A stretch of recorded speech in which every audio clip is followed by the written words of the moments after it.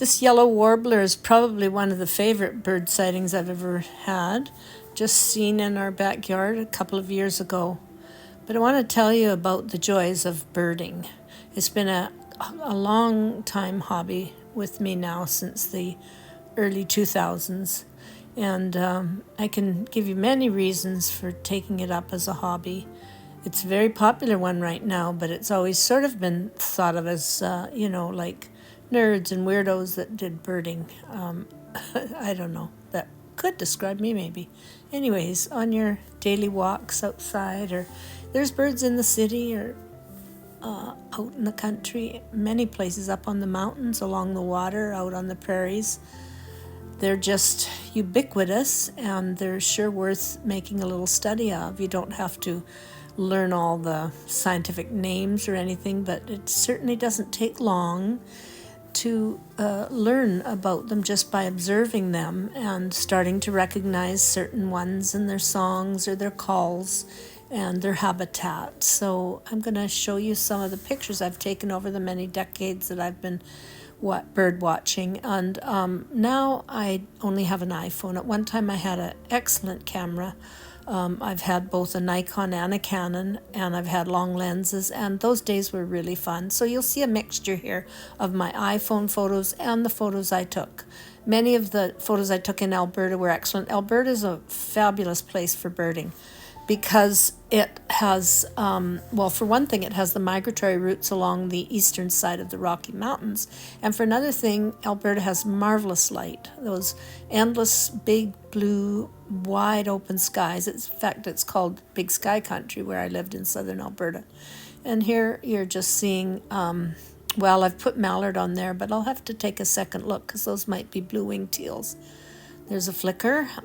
So I'm going to stop chatting here and let you watch the birds. I hope you enjoy this. Thanks for stopping by our channel. Bye.